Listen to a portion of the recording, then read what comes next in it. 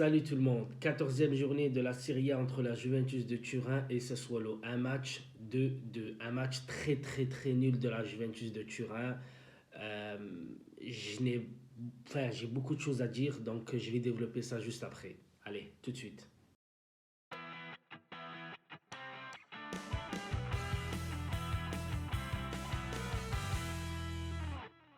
Salut tout le monde. Ceux qui pensent que je vais pas faire la vidéo de la Juventus face à Sassuolo parce qu'elle a fait 2-2 ou elle aurait pu perdre, non, je suis pas du tout comme ça. Je l'ai fait, même si la Juventus a fait un match ennuyeux. Non, j'ai fait quand même la vidéo. J'allais quand même la faire, c'est juste que je n'ai pas eu trop le temps de la faire dans la journée. Donc là, il est 21h48, je commence à la faire. Le match de la Juventus de Turin était très ennuyeux, très ennuyeux. C'est pareil comme d'habitude. Dans les cages, il a mis Buffon malgré que son âge, il ne peut pas faire grand-chose puisque les latéraux ne savaient plus quoi faire s'il fallait monter ou descendre.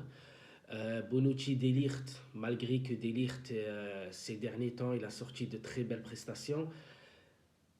On est à l'abri de rien parce que le but de l'égalisation de 1-1, il est arrivé alors que personne ne s'y attendait. Donc l'équipe de Sassuolo a joué son match très bien, mais la Juventus de Turin 0-0-0 parce que c'est très nul de jouer comme ça. Quand tu as l'occasion de passer devant et prendre les points sur l'Inter de Milan, sachant que l'Inter de Milan jouait ce soir, je l'ai vu tout à l'heure, ils ont gagné, ben voilà, la Juventus n'arrive pas à marquer, n'arrive presque jamais à marquer, ça c'est très grave. Déjà, si je compare avec l'Inter de Milan tout à l'heure, l'Inter de Milan a eu énormément d'occasions de la tête. Ils centrent alors que la Juventus t'envoie jamais des centres. Ronaldo dans l'axe, Higuain dans l'axe, les deux ils sont très bons de la tête. Et en plus, ils jouent très près l'un de l'autre. C'est quasi impossible d'être bon avec eux. Surtout Bernardeschi derrière qui loupe pratiquement toutes ses balles. Ses passes, pardon. En plus, sifflé par le public, ça n'aide pas du tout. Cette équipe-là est très mauvaise avec le 4-3-1-2. C'est un dispositif vraiment nul quoi pour moi. Dybala qui rentre sur le terrain au bout de 50 minutes de jeu, je crois, parce que dès que la Juventus a encaissé le deuxième but, Mauricio Sarri, il était obligé de le faire rentrer à la place de Bernardeschi qui a été sifflé. Matuidi, il est rentré à la place de Emre Can, mais après, tu veux faire quoi? T'attends toujours à la 60-70e minute quand t'es mené de faire rentrer soit Dybala, de faire rentrer Bernardeschi, Douglas Costa pour espérer égaliser, voire gagner. Non, ça se passe pas comme ça souvent. La Juventus de Turin ne marque pas beaucoup de buts dans le jeu. Là, tout à l'heure, le but de Bonucci, c'était aussi un exploit individuel parce que ça fait tourner la balle pour rien. Et juste après, bah, Bonucci, il vient, il a la balle, il tire des 25 mètres, il marque. Mais ça, c'est un coup de bol. C'est pas du jeu, ça. Le jeu, c'est, comment t'expliquer, c'est ce qu'a fait Sassuolo sur les deux buts. Alors que la Juventus, sur le deuxième but, il fallait attendre que Dybala rentre, que Dybala fasse le décalage, que Dybala passe entre les lignes, que Dybala fasse, qu'il arrive à avoir des coups francs. Et en plus, le défenseur, si je ne me trompe pas, il a eu un jaune. Pareil pour Ronaldo. Je vais aussi parler un tout petit peu de Ronaldo juste après. C'est que l'équipe n'arrive jamais à faire du jeu de elle-même. Il faut que soit quand elle perd 1-0, donc c'est là où elle commence à jouer, mais dès le début du match, elle a du mal. Elle a du mal.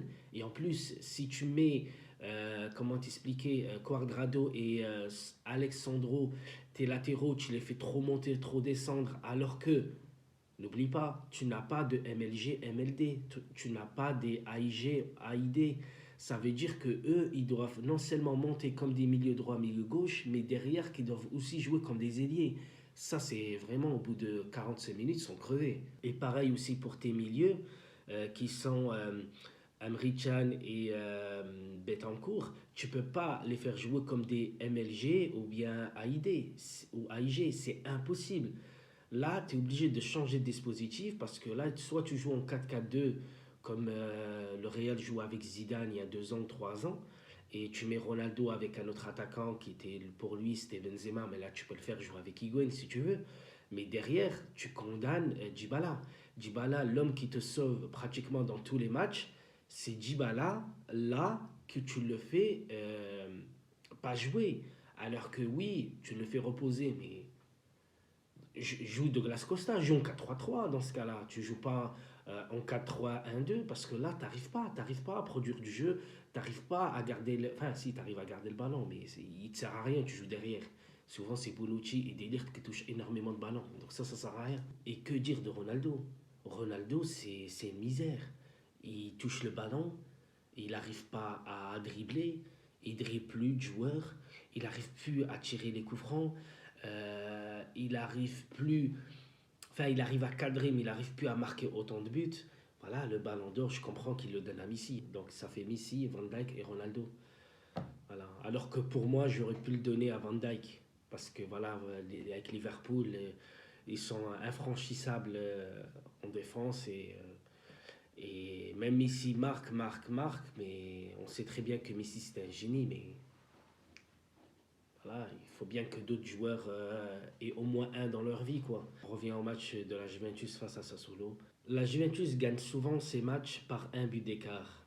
Donc il fallait bien qu'un jour, une équipe, ben, voilà, mette cet écart-là à zéro, puisque voilà, Sassuolo a réussi à partir avec un point. Et puis voilà, je pense que la prochaine fois, enfin, la Juventus pourrait perdre, hein, parce que toujours tu gagnes avec un but d'écart, c'est pas suffisant. Voilà, je préfère gagner 5-6 matchs avec 3-4-0 et au moins perdre un match, je m'en fiche. Mais au moins je le perds comme le Bayern Munich, ils ont perdu face à Bayer Leverkusen. Ils ont eu énormément d'occasions. Mais voilà, ça ne voulait pas rentrer, alors que d'habitude, ils arrivent à mettre énormément de buts. Même j'ai vu à la 26e minute jusqu'à la 28e minute, la Juventus, pratiquement 1 minute 30, elle a gardé le ballon. Elle ne savait pas quoi faire avec. Elle faisait que des passes et reculer derrière, alors que le but c'est d'attaquer, c'est pas de reculer. Même souvent aussi, j'ai vu que les remontées de balles, elles sont très très mal faites. Les remontées de balles, elles sont très très mal faites. Et les relances, c'est une catastrophe parce qu'il n'y a aucun qui arrive à très bien relancer. Voilà, donc 2-2, match très très décevant de la Juventus. Encore une fois, c'est Dybala qui a été le sauveur. Dire que la Juventus de Turin a failli le vendre avec Matuidi juste pour Mauricio Sarri puisse faire jouer d'autres joueurs à leur place. Qui te sauve souvent, ben, c'est Dybala. Voilà. Donc pour ce, voilà, je vais pas trop rajouter puisque voilà, je n'ai pas grand chose à dire à part que ça a été très très nul, je suis très déçu. Quand la Juve gagne, bien sûr, je suis le premier à être content, mais quand la Juve perd, ben, je suis aussi le premier à être triste. Mais ce match nul, voilà, ne me satisfait guère. Allez, salut les gars, je vous dis à la prochaine fois pour d'autres matchs de la Juventus.